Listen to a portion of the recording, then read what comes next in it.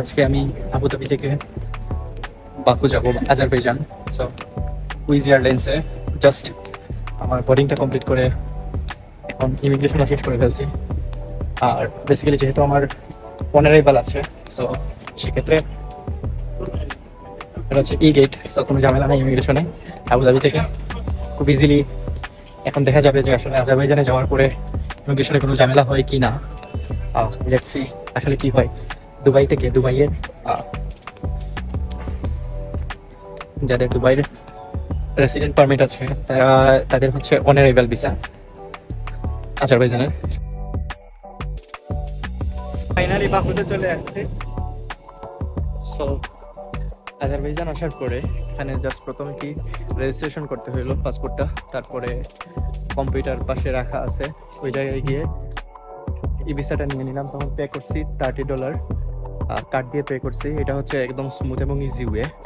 যদি আপনি ক্যাশেও পে করতে পারবেন, তবে সেক্ষেত্রে একদম এক্সাক্ট $30 লাগবে আপনার হাতে থাকা। আর ইমিগ্রেশনে তেমন কিছু জিজ্ঞেস করিনি, জাস্ট জিজ্ঞেস করছে কবে ব্যাক করবো, দ্যাটস ইট। খুবই স্মুথ ইমিগ্রেশন ছিল এবং ইজি ছিল। সো এয়ারপোর্ট থেকে বের হয়েছি। এখানে আমি যাবো আসলে একদম বিচের পাশে।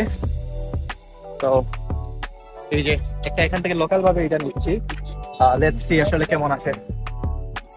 এখানে কেউ লোকাল ট্যাক্সি ইউজ করবেন না, একটা বল্ট অ্যাপ আছে উবারের মতো, ওইটা ইউজ করবেন। কারণ লোকাল ট্যাক্সি যদি ইউজ করেন তাহলে ওরা প্রথমে যে একটা দাম বলে 3 টাকা 4 টাকা, ওইটা কিন্তু পরবর্তীতে সিটিতে যাওয়ার পরে পার কিলোমিটার বলে 3 টাকা 4 টাকা। কিন্তু এটা হচ্ছে আপনি এয়ারপোর্ট থেকে সিটিতে যেতে মাত্র 6 টাকা 7 টাকা সর্বোচ্চ লাগতে পারে যদি অ্যাপ ইউজ করেন। আর অ্যাপ ইউজ না করলে আপনাদেরকে ইন টোটাল অফলাইনে আপনাকে অলমোস্ট 70-80 টাকা দিতে হবে। সো আমি হোস্টেলে চলে আসছি। Let's see.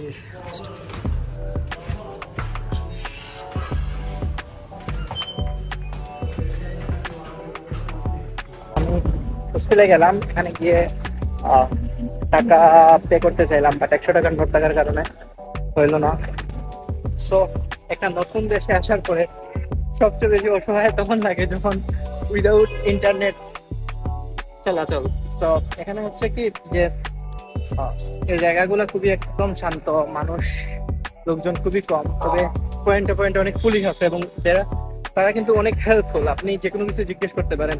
আমি একটা সিম শপ খোঁজার চেষ্টা করছি এবং আমি জিজ্ঞেস করলাম নিয়ারেস্ট যে পুলিশ আছে তাদেরকে।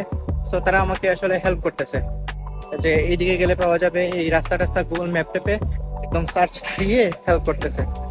তো ইটস নাইস। ও চেক ইন করে রুমটাও পেয়ে গেছি। এখন আগের রুম থেকে আমার ব্যাগটা নিয়ে রুমে যাব।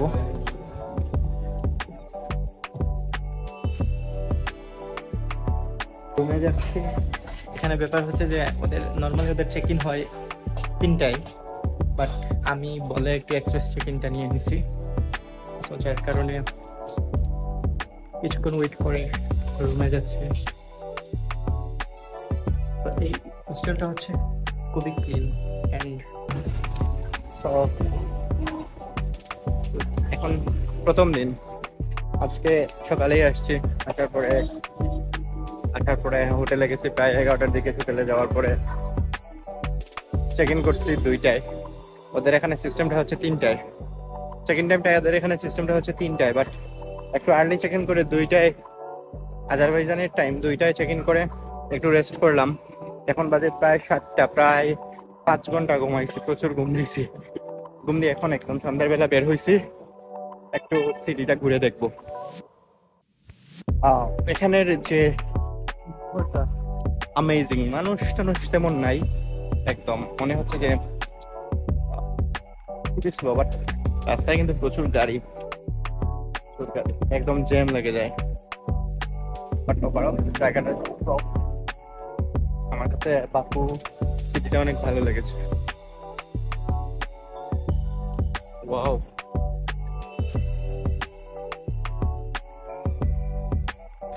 তো এইটা বাকুর ক্যাপিটালে একদম অসাধারণ একটা পানির ফোয়ারা।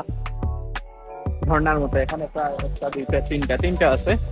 জাস্ট ওয়াও, অসাধারণ লাগতেছে। অনেক লাইটিং আছে, একটা পার্কের মতো, অনেক বসে আছে কাপল ফ্রেন্ড, অ্যামেজিং একটা প্লেস। তো আমরা ওল্ড সিটি, বাকু ওল্ড সিটিতে চলে আসছি। इधर का तो माहौल कुछ अलग है भाई, लेकिन এখানে হচ্ছে কি যে একটা বাঙালি রেস্টুরেন্ট কেমন হয়, আজারবাইজানে বাঙালি রেস্টুরেন্ট কেমন হয় সেটা দেখার অপেক্ষায়। Let's see.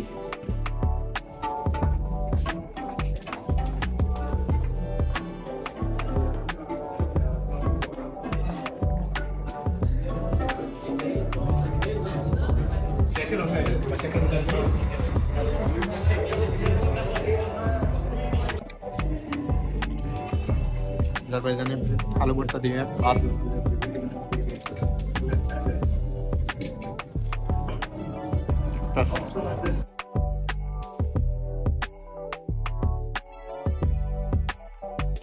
সো এখন রাত 12টা বাজে, আর এখন আসছি বিচের পারে, বাকু বিচের পারে, একদম সমুদ্রের পাশে।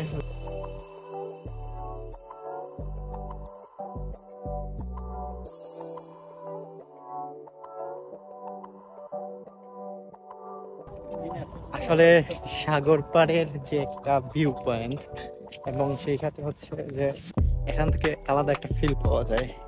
যারা যারা একদম সাগরে গেছেন, সাগরের সাথে অ্যাটাচ ছিলেন, বিচে গেছেন, তারাই বুঝতে পারবেন সাগরে কেমন ফিল পাওয়া যায়। Just wow. সো আমি অনেক সাগরে গিয়েছি, থাইল্যান্ডে ছিলাম, মালয়েশিয়া ছিলাম,